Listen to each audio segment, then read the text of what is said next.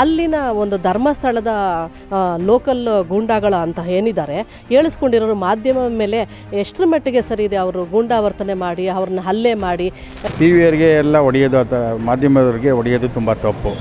ಅದು ಸತ್ಯ ಅಂತವ. ಈಗ ಬುರುಡೆಗಳಿರೋದು ಸತ್ಯ ನಂಬಲೇಬೇಕದನ್ನು. ಅದು ಅವನು ಎಲ್ಲ ನೋಡಿರೋದ್ರಿಂದ ಅಲ್ಲಿ ಸತ್ಯಾಂಶ ಈಚೆಗೆ ಬರ್ತಾ ಇದೆ. ಯಾಕೆಂದ್ರೆ ಎಲ್ಲಿಲ್ಲತಕ್ಕಂಥ ಒಂದು ವಿಷಯಗಳನ್ನು ಸಂದಿನಲ್ಲಿ ಹುಡುಕಿ ತರ್ತಕ್ಕಂಥ ಅವರ ಪ್ರಾಣಗಳನ್ನು ಒತ್ತೆ ಇಟ್ಟು ತರ್ತಾ ಇದ್ದಾರಲ್ಲ, ಅಂಥ ಮಾಧ್ಯಮದವ್ರ ಮೇಲೆ ಹಲ್ಲೆ ಮಾಡಿರೋದು ನಿಜವಾಗ್ಲೂ ಖಂಡನೀಯ. ಅದು ಆ ಧರ್ಮಸ್ಥಳದಲ್ಲಿ ಇರ್ತಕ್ಕಂಥ ಗೂಂಡಾವರ್ತನೆಗಳೇನಿರ್ತಾರೆ, ಆ ಗೂಂಡಾಗಳನ್ನು ತಕ್ಷಣ ಇದನ್ನು ಮುಟ್ಟುಗೋಲು ಹಾಕಬೇಕು. ನಮಸ್ಕಾರ, ಈ ದಿನ .comಗೆ ಸ್ವಾಗತ. ನಾನು ಸಪನ. ಧರ್ಮಸ್ಥಳದಲ್ಲಿ ದಿನದಿಂದ ದಿನಕ್ಕೆ ಹೊಸ ಬೆಳವಣಿಗೆಗಳು ನಡೀತಾ ಇದೆ. ನಿನ್ನೆ 4 ಸೌಜನ್ಯಪರ ಯೂಟ್ಯೂಬರ್ಗಳ ಮೇಲೆ ದಾಳಿಯನ್ನು ನಡೆಸಿದ್ದಾರೆ. ಈ ದಾಳಿಯನ್ನು ನಡೆಸಿದವರು ಬರೋಬ್ಬರಿ 50ಕ್ಕೂ ಹೆಚ್ಚು ಜನರು. ಇದೀಗ ಅವರು ಹಾಸ್ಪಿಟಲ್ನಲ್ಲಿ ಚಿಕಿತ್ಸೆಯನ್ನು ಪಡಿತಾ ಇದ್ದಾರೆ. ಧರ್ಮಸ್ಥಳದಲ್ಲಿ ನಡೀತಾ ಇರೋ ಈ ಬೆಳವಣಿಗೆಗಳ ಬಗ್ಗೆ ಬೆಂಗಳೂರಿನ ಜನರು ಏನು ಹೇಳ್ತಾರೆ, ಬನ್ನಿ ಅವ್ರನ್ನೇ ಕೇಳೋಣ. ಈಗ ಧರ್ಮಸ್ಥಳದಲ್ಲಿ ಏನೇನೋ ಸುದ್ದಿಗಳು ಬರ್ತಾ ಇದೆ, ನೀವು ಟಿವಿಲಿ ನೋಡ್ತಾ ಇದ್ದೀರಾ. ಸೊ ಅದ್ರ ಬಗ್ಗೆ ನಿಮ್ಮ ಅನಿಸಿಕೆ ಏನು ಸರ್? ಇದು ಸತ್ಯಾಸತ್ಯತೆ ಅದು ಅನ್ವೇಷಣೆ ಆದಮೇಲೆ ಇದು ಹೊರಗೆ ಬರೋದು. ಇದು ನಾವು ಮೇಲ್ನೋಟಕ್ಕೆ ಏನೋ ಅಲ್ಲಿ ಒಳ್ಳೇದು ಕೆಟ್ಟದ್ದು ಅಂತ ಹೇಳ್ಬೋದು. ಇದು ಹೊರಗೆ ಬರಬೇಕು ಅಂತಂದರೆ ಅದು ಸತ್ಯಾಸತ್ಯತೆ ಅದು ಏನೇನು ಯಾವ್ಯಾವ ಇದಕ್ಕೆ ಎಲ್ಲ ರಿಪೋರ್ಟ್ಸ್ ಎಲ್ಲ ಬರಬೇಕಲ್ವ. ಭಾರಿ ಹೋಗೋರು ಬರೋರು, ದೇವಸ್ಥಾನಕ್ಕೆ ಹೋಗೋರು, ಧರ್ಮಸ್ಥಳ ಒಂದು ಪುಣ್ಯ ಕ್ಷೇತ್ರ.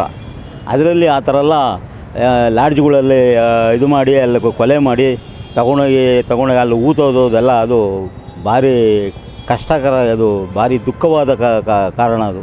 ಅದರಿಂದ ಆ ಥರ ಎಲ್ಲ ಮಾಡಿದರೆ ಇವರಿಗೆ ಸರಿಯಾದ ಶಿಕ್ಷೆ ಕೊಡಬೇಕು, ಸರ್ಕಾರದಿಂದ ಸರಿಯಾದ ಶಿಕ್ಷೆ ಕೊಡಬೇಕು. ಏನಿಲ್ಲ ಮೇಡಮ್, ಕಾನೂನಲ್ಲಿ ಅವ್ರು ಏನು ಮಾಡಬೇಕೋ ತನಿಖೆ ಮಾಡ್ತಾ ಇದ್ದಾರೆ. ಆ ತನಿಖೆಯಲ್ಲಿ ಏನು ಹೊರಗೆ ಬೀಳುತ್ತೋ ಅದ್ರ ಪ್ರಕಾರ ಕಾನೂನು ಕ್ರಮ ಕೈಗೊಳ್ತಾರೆ. ಹೌದು. ಸೊ ನಿನ್ನೆ ಗಲಾಟೆ ಬೇರೆ ನಡೆದಿದೆ, ಯೂಟ್ಯೂಬರ್ಗಳ ಮೇಲೆ ಹಲ್ಲೆ ಮಾಡಿದ್ದಾರೆ 5 ಜನ. ಸೊ ಏನು ಹೇಳ್ತೀರಾ ಇದ್ರ ಬಗ್ಗೆ? ಇದು ಭಾರಿ ಅನ್ಯಾಯ. ಆ ಥರ ಎಲ್ಲ ಮಾಡಬಾರ್ದಾಯಿತು. ಇವ್ರ ಮೇಲೆ ರೋಡಿಗಳು ಹೋಗಿ ಅಟ್ಯಾಕ್ ಮಾಡಬಾರ್ದಾಯಿತು. ಅಲ್ಲಿ ಭಾರಿ ತೊಂದರೆಗಳು ಪೊಲೀಸ್ ಡಿಪಾರ್ಟ್ಮೆಂಟಿಂದಲೂ ಸುಮಾರು ತೊಂದರೆಗಳು ಆಗ್ತಾಯಿದ್ದಾವೆ. ಅಲ್ಲಿ ಇದು ಪರಿಶೀಲನೆ ಮಾಡಿ ನ್ಯಾಯಯುತವಾಗಿ ನ್ಯಾಯ ದೊರಕಿಸಬೇಕೆಂದು ತಮ್ಮಲ್ಲಿ ಕೇಳ್ಕೊಳ್ತೀನಿ ಸರ್. ನನ್ನ ಫೇವರೇಟ್ ನಂದಿನಿ ಚೀಸ್. ಈಗ ಎಲ್ಲರ ಫೇವರೇಟ್ ನಂದಿನಿ ಚೀಸ್. ಅದು ತಪ್ಪದು. ಸೌಜನ್ಯ ಕೇಸು ಅಂತಂದರೆ ಅದು ಎಲ್ಲ ರೀತಿಯಲ್ಲೂ ನಡೀತಾ ಇರೋವಂಥದ್ದು. ಅದು ಯೂಟ್ಯೂಬರ್ ಮೇಲೆ ಮಾಡಿರೋದು ತಪ್ಪು. ಅದು ಅಕ್ಷಮ್ಯ ಅಪರಾಧ ಅಂತ ಹೇಳ್ತೀನಿ. ಪ್ರಜಾಪ್ರಭುತ್ವದಲ್ಲಿ 4ನೇ ಅಂಗ ಮಾಧ್ಯಮ ಅಂತ ನಾವು ಹೇಳ್ತಾ ಇದ್ದೀವಿ. ಈ ಮಾಧ್ಯಮವು ಪ್ರತಿನಿತ್ಯ ಜನರಿಗೆ ಪ್ರತಿಯೊಂದು ವಿಷಯಗಳನ್ನು ತಲುಪಿಸ್ತಕ್ಕಂಥ ಕೆಲಸನ ಅಚ್ಚುಕಟ್ಟಾಗಿ ಮಾಡ್ತಾ ಇದೆ. ಈ ಮಾಧ್ಯಮದವರು ಯಾವಾಗಲೂ ಅಷ್ಟೇ ಪ್ರಾಮಾಣಿಕವಾಗಿ ಕೆಲಸ ಮಾಡಲಿಕ್ಕೆ ಪ್ರಯತ್ನ ಮಾಡಿ ಅದನ್ನು ಬೆಳಕಿಗೆ ತರಲಿಕ್ಕೆ ಪ್ರಯತ್ನ ಮಾಡಿದಾಗ ಅಲ್ಲಿನ ಒಂದು ಧರ್ಮಸ್ಥಳದ ಲೋಕಲ್ ಗೂಂಡಾಗಳ ಅಂತ ಏನಿದ್ದಾರೆ ಹೇಳಿಸ್ಕೊಂಡಿರೋರು ಮಾಧ್ಯಮ ಮೇಲೆ ಎಷ್ಟರ ಮಟ್ಟಿಗೆ ಸರಿ ಇದೆ? ಅವರು ಗೂಂಡಾವರ್ತನೆ ಮಾಡಿ ಅವ್ರನ್ನ ಹಲ್ಲೆ ಮಾಡಿ ತಕ್ಕಂಥದ್ದು ಭಾಳ ಖಂಡನೀಯವಾಗಿದೆ. ಇದು ಈ ಮಾಧ್ಯಮ ವರ್ಗದವರು ತನ್ನ ಜೀವವನ್ನು ಪಣ ಇಟ್ಟು ಜನರಿಗೋಸ್ಕರ ಸೇವೆ ಮಾಡ್ತಿರ್ತಾರೆ, ಜನರಿಗೋಸ್ಕರ ಸರ್ವಿಸ್ ಮಾಡ್ತಿರ್ತಾ ಇರ್ತಾರೆ. ಇದನ್ನು ನಿಜವಾಗ್ಲೂ ನಾವು ಖಂಡಿಸಬೇಕಾಗುತ್ತೆ. ಈ ಮೂಲಕ ಅವ್ರಿಗೆ ನಾವು ಹೇಳಬೇಕಾಗುತ್ತೆ, ನಾವು ನಿಜವಾಗ್ಲೂ ಇವಾಗ ಜನ ಎಚ್ಚೆತ್ಕೊಂಡು ಅವ್ರಿಗೆ ಪಾಠ ಕಲಿಸ್ಬೇಕು ಅಂತೇಳಿ ನಾನು ಈ ಮೂಲಕ ಕೇಳ್ಕೊತಾ ಇದ್ದೀನಿ. ಟಿ ವಿ ಮಾಧ್ಯಮದವ್ರಿಗೆ ಹೊಡೆಯೋದು ತಪ್ಪು. ಅವರಿಲ್ಲದೆ ಹೋದರೆ ಇವಾಗ ದೇಶದಲ್ಲಿ ಏನೇನು ನಡೀತಾ ಇದೆ ಅಂದ್ಬಿಟ್ಟು ಯಾರಿಗೂ ಗೊತ್ತಾಗೋದಿಲ್ಲ. ಎಲ್ಲ ಮುಚ್ಚಾಕೋಕ್ಕೆ ಪ್ರಯತ್ನ ಮಾಡ್ತಾರೆ. ಟಿ ವಿಯವರಿಗೆ ಎಲ್ಲ ಹೊಡೆಯೋದು ಅಥವಾ ಮಾಧ್ಯಮದವ್ರಿಗೆ ಹೊಡೆಯೋದು ತುಂಬ ತಪ್ಪು. ಮೇಡಮ್, ಏನಾಗುತ್ತೆ ಈಗ ಮೀಡಿಯಾ ಅನ್ನೋದು ತುಂಬ ಸ್ಪೀಡ್ ಇದೆ. ಸೋಷಿಯಲ್ ಮೀಡಿಯಾ ಅನ್ನೋದಂತೂ ಇನ್ನೂ ತುಂಬ ಸ್ಪೀಡ್ ಇದೆ. ಯಾವುದೇ ಒಂದು ವಿಷಯ ಯಾವುದೇ ಮೂಲೆಯಲ್ಲಾಗಲಿ, ಅಲ್ಲಿ ಯೂಟ್ಯೂಬರ್ ಹೋಗೋದಾಗಲಿ, ಚಾನಲ್ ಅವ್ರ ಹೋಗೋದಾಗಲಿ, ಪತ್ರಿಕಾ ಮೀಡಿಯಾ ಹೋಗೋದಾಗಲಿ ಎಲ್ಲ ಹೋಗ್ತಾರೆ. ಸೊ ಹಂಗಾಗಿ ಅಲ್ಲಿ ಒಂದಿಗೊಂದು ಮಾತು ಬಂದು ಬೆಳೆದು ಅದು ಕೆಲವ್ರ ಮನಸ್ಥಿತಿಗಳು ಬೇರೆ ಥರ ಇರುತ್ತೆ ಎಲ್ಲರದು. ಸೊ ಹಾಗೆ ಏನೋ ಒಂದು 5 ಥರ ಘಟನೆ ಆಗಿದೆ. ಈಗ ಭೀಮಾ ತಲೆಬುರುಡೆ ತೆಗ್ದಿದ್ದಾನಲ್ಲ, ಅದ್ರ ಬಗ್ಗೆ ನಿಮ್ಮ ಒಪಿನಿಯನ್ ಏನು? ಅಲ್ಲ, ಅದು ಮೇಡಮ್ ಅನ್ವೇಷಣೆ ಆಗಬೇಕಲ್ವ. ಅದು ತೆಗೆದ ಮೇಲೆ ಅದು ಏನಾರ ಇನ್ವೆಸ್ಟಿಗೇಷನ್ ಆಗಿ ಊತಾಕಿರೋದ ಇಲ್ಲ ಇದು ಏನು ಇಲ್ದಲೇ ಊತಾಕಿರೋದಂತ ಅದು ಸತ್ಯಾಸತ್ಯತೆ ಹೊರಗೆ ಬರಬೇಕು. ಅದು ಸತ್ಯ ಅಂತವ. ಈಗ ಬುರುಡೆಗಳಿರೋದು ಸತ್ಯ ನಂಬಲೇಬೇಕದನ್ನು. ಆದ್ರೂ ಅದು ಇದು ಪಂಚಾಯತಿಯವರು ಏನಾರು ಇನ್ವೆಸ್ಟಿಗೇಷನ್ ಮಾಡಿ ಅದಕ್ಕೆ ಲೀಗಲ್ಲಾಗಿ ಏನಾರು ಮಾಡಿದರೆ ಅದು ಒಪ್ಕೋಬೇಕಾಗತ್ತೆ. ಇಲ್ಲ ಅದು ಲೀಗಲ್ಲಾಗಿಲ್ಲ ಅಂತಂದರೆ ಇದು ಧರ್ಮಸ್ಥಳದಲ್ಲಿ ನಡೆದಿರ್ತಕ್ಕಂಥದ್ದು ಸತ್ಯ ಅಂತ ಒಪ್ಕೋಬೇಕಾಗತ್ತೆ. ಅದು ಅವನು ಎಲ್ಲ ನೋಡಿರೋದ್ರಿಂದ ಅಲ್ಲಿ ಸತ್ಯಾಂಶ ಈಚೆಗೆ ಬರ್ತಾ ಇದೆ. ಅದರಿಂದ ಇಲ್ಲಿ ಒಳ್ಳೆಯ ಸಾಕ್ಷಿ ಆಧಾರದ ಮೇಲೆ ಇದು ನ್ಯಾಯ ಸಿಗುತ್ತೆ ಅಂದ್ಬಿಟ್ಟು ಸೌಜನ್ಯ ಇವರು ಯಾರು ಇದ್ದಾರಲ್ಲ ಅವ್ರಿಗೆಲ್ಲ ಒಳ್ಳೆ ಇದು ಸಿಗುತ್ತೆ ಅಂತ ನಾನು ನಂಬಿದ್ದೀನಿ ಸರ್. ಮತ್ತೆ ಮತ್ತೆ ಸವಿಯಬೇಕೆನಿಸುವ ಮೃದುವಾದ ನಂದಿನಿ ಪನ್ನೀರ್. ಈಗ ಭೀಮಾ ಪಾಪ ಅವನಿಗೆ ಎಲ್ಲೋ ಒಂದು ನೋವು ಕಾಡ್ತಾ ಇತ್ತು, ಹೆಣ್ಣು ಮಕ್ಕಳಿಗೆ ನ್ಯಾಯ ಕೊಡಿಸ್ಬೇಕು ಅನ್ನೋ ಒಂದು ನ್ಯಾಯ ಅದು ಕಾಡ್ತಾ ಇತ್ತು.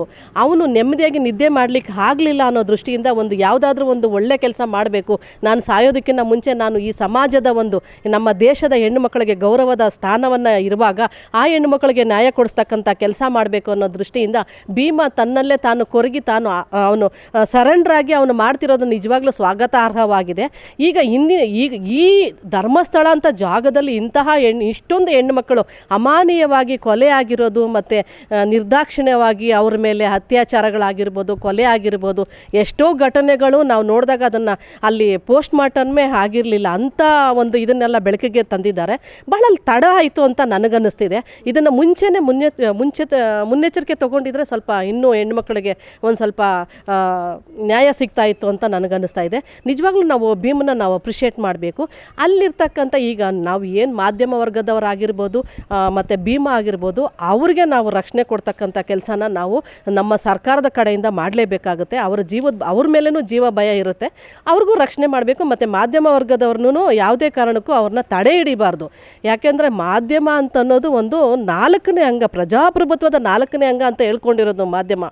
ಯಾಕೆಂದ್ರೆ ಎಲ್ಲಿಲ್ಲತಕ್ಕಂಥ ಒಂದು ವಿಷಯಗಳನ್ನು ಸಂದಿನಲ್ಲಿ ಹುಡುಕಿ ತರ್ತಕ್ಕಂಥ ಅವರ ಪ್ರಾಣಗಳನ್ನು ಒತ್ತೆ ಇಟ್ಟು ತರ್ತಾ ಇದ್ದಾರಲ್ಲ, ಅಂಥ ಮಾಧ್ಯಮದವ್ರ ಮೇಲೆ ಹಲ್ಲೆ ಮಾಡಿರೋದು ನಿಜವಾಗ್ಲೂ ಖಂಡನೀಯ. ಅದು ಆ ಧರ್ಮಸ್ಥಳದಲ್ಲಿ ಇರ್ತಕ್ಕಂಥ ಗೂಂಡಾವರ್ತನೆಗಳೇನಿರ್ತಾರೆ, ಆ ಗೂಂಡಾಗಳನ್ನು ತಕ್ಷಣ ಇದನ್ನು ಮುಟ್ಟುಕೋಲು ಹಾಕಬೇಕು. ಮತ್ತು ಮಾಧ್ಯಮದವ್ರಿಗಾಗಿರ್ಬೋದು, ಭೀಮನಿಗಾಗಿರ್ಬೋದು ರಕ್ಷಣೆ ಕೊಡಬೇಕು ಅಂತ ಈ ಮೂಲಕ ಕೇಳ್ಕೊತಾ ಇದ್ದೀನಿ. ಮೇಡಮ್, ಒಂದೇನಾಗುತ್ತೆ, ನಾವು ಒಂದೇ ಕನ್ಸಿಡರ್ ಮಾಡಬಾರ್ದು. ಒಂದು ಬುರುಡೆ ಇಲ್ಲೇ ರೋಡಲ್ಲಿ ಸಿಕ್ಕಿದ್ರು ಅದಕ್ಕೆ 100 ಅರ್ಥ ಬರುತ್ತೆ.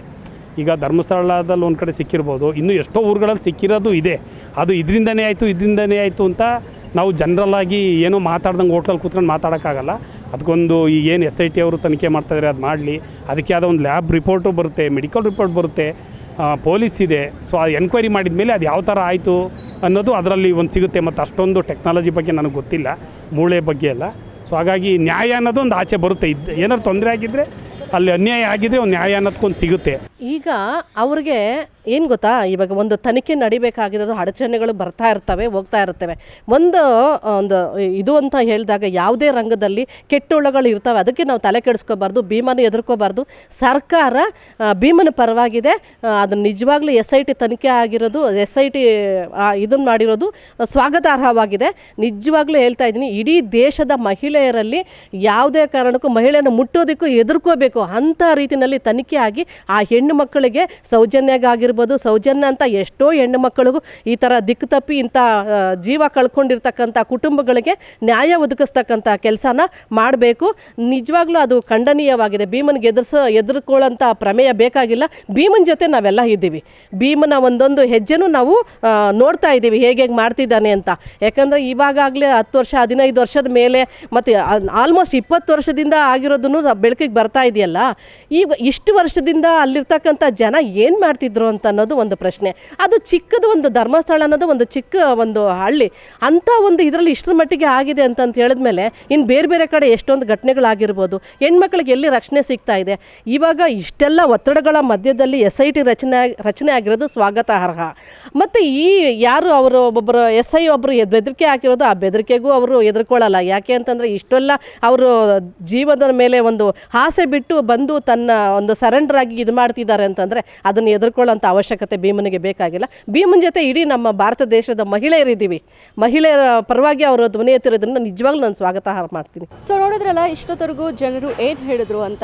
ತನಿಖೆ ನಡೆದ ಬಳಿಕ ಸತ್ಯಾಸತ್ಯತೆ ತಿಳಿದ ಬಳಿಕ ಎಲ್ಲವೂ ಕೂಡ ಬಯಲಾಗಲಿದೆ. ವಿಡಿಯೋ ಜರ್ನಲಿಸ್ಟ್ ಮನೋಜ್ ಜೊತೆ ನಾನು ಸಪ್ನಾ, ಈ ದಿನ .com ಬೆಂಗಳೂರು.